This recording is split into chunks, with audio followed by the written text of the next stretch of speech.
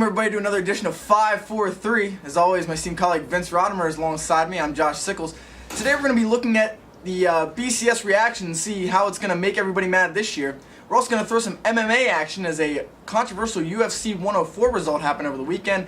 But let's start off with the big topic of the week as the NBA season finally gets underway tonight with a great slate of games, tonight being Tuesday night.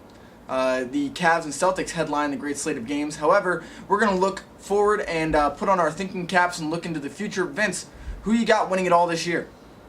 I think San Antonio is going to win it all. The two best teams in the NBA this year are going to be San Antonio and Cleveland.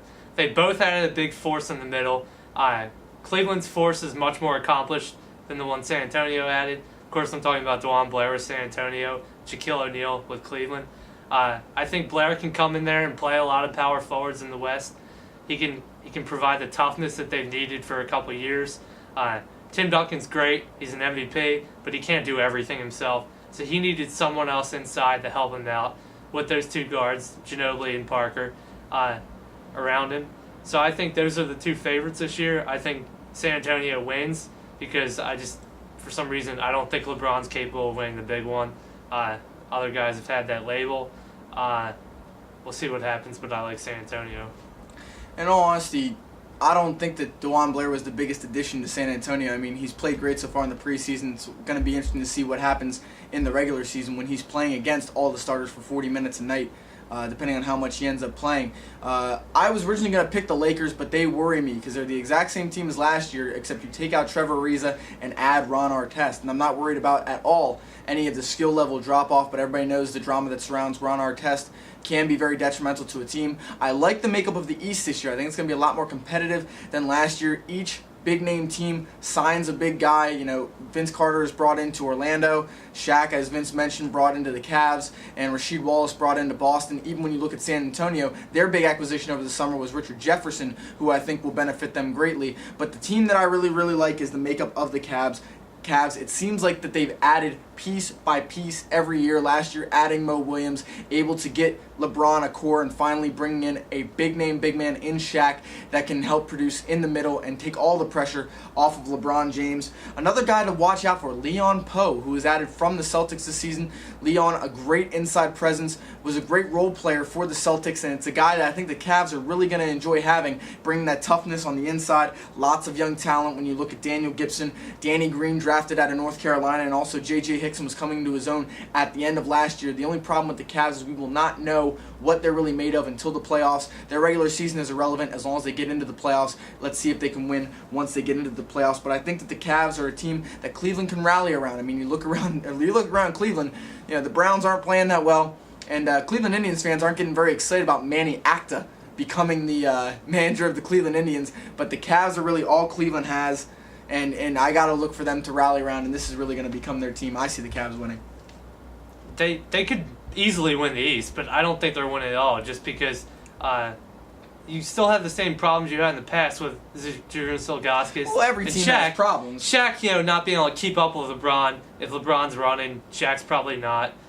So I think you still have that same problem. But I think if LeBron's running in transition offense, I mean, he's going to be able to get down the floor. And usually when he gets down the floor that fast, he's in a 3-on-2 situation, a 2-on-1 situation, one where he's not going to need Shaq necessarily. Plus, I think it's great that Zydrunas Ilgauskas can now come off the bench and be more of that finesse center, whereas Shaq is going to take the bulk in the middle. And I do like the San Antonio Spurs, your pick. However, I like the Lakers more, and I just, I don't see the Lakers being outshined by San Antonio. I could see the Lakers blowing up this year just because of Artest and Kobe. It very easily could happen. You could easily see them fighting because of Artest and the way he is and Kobe and the way he is.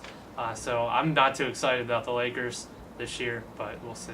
We'll see what happens. Regardless, it's going to be a great NBA season. We're looking forward, and you'll be able to catch updates throughout the year here on 543. But now let's switch back to something we've been talking about for a while as the BCS standings come out for this week, running down 1 through 10. We got Florida, Alabama, Texas, Iowa, USC, TCU, Boise State, Cincinnati, LSU, and Oregon all coming in the BCS standings. Vince, give me your reaction. What really stands out in these group of 10? For me, there's a few teams that are too high, and there's a few teams that are too low. The teams that are too high are obviously Iowa and Penn State. Penn State's on the top 10, but they're still very highly ranked. Iowa's beaten Northern Iowa by 1 point, Arkansas State by 3, and Michigan State by 2. That's not a top 5 team to me. If you're beating those teams by that little, you're not worthy of being in the top 5. Penn State, they haven't beaten anyone outside of like Syracuse. They beat Michigan this past weekend. Not only that, but they went to the Big House and did something that Notre Dame couldn't do. They went to the Big House and dominated Michigan 35-10. Okay, that's Michigan. Michigan's not like a top 15, 20 team either. And there's another team, TCU. I think they're too high. Number 6, starting at 6 in the BCS. Usually mid-majors have to start in the teens and the 20s, work their way up, win every single game, and eventually they get to like 5, 6, 7, 8 for the final BCS rankings. TCU's entirely too high to start this season. They did beat BYU. BYU beat Oklahoma without Sam Bradford. I don't know that that's that great of a win, although they went to BYU to beat them. But I would make TCU earn it a little bit more if they're going to be ranked that high. And then the two teams I had too low are Oregon and Pitt. In my opinion, Penn State hasn't done anything that Pitt hasn't done, so I don't know why they're 3 spots higher. And Oregon crushed Cal, and their only loss was on the road to Boise, who is also a very good team in the top 10. So I don't think Oregon should be as low as they are.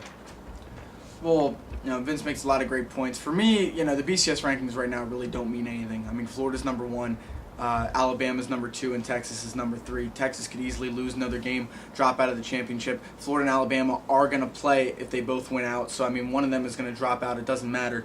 But I think that really right now what you're seeing is that there are no elite teams in college football. There are no teams that stand out above the others. At the beginning of the season, we thought it was going to be Florida, Texas, and Oklahoma. We thought that was probably going to be some combination of the Big 12 championship. Obviously, Oklahoma's fortunes have changed with the injury to Sam Bradford. But just you see no elite teams. I mean, even every team that you look at, you can find a weakness with Florida barely beating Arkansas, Alabama barely beating. They need a blocked field goal to face Tennessee.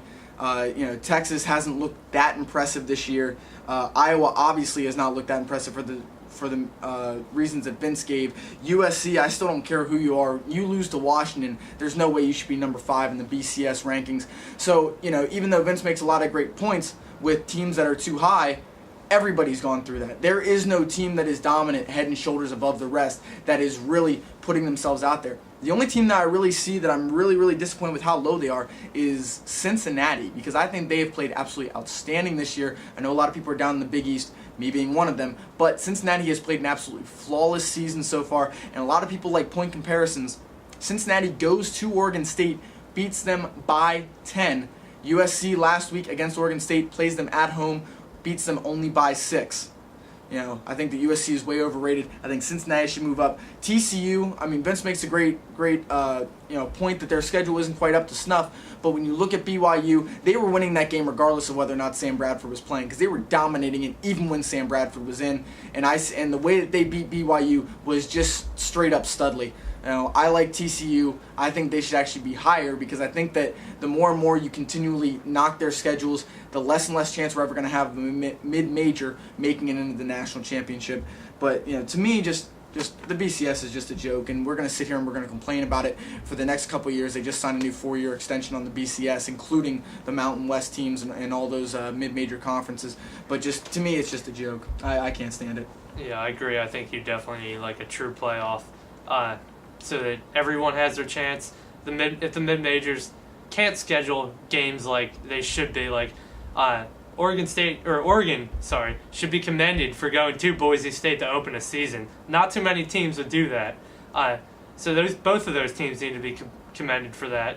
But other than that, like these teams like TCU, they're not going out of their way to schedule big-time teams. They could obviously play Texas if they wanted to. Texas would agree to it. But they're not doing that, so I don't see why they should be rewarded for not doing that. And I think it goes back to my point where I just said there are no elite teams this year. The 2 teams that are picked, regardless of how the rest of the schedule plays out, the 2 teams that are picked to play in the national championship, I guarantee there's going to be at least 3 other teams that you could slot into those games, and without a playoff, we'll never know who truly would be the best team if everybody played each other. But that's something that we'll have to leave for the next 4 years, considering they just signed a new extension.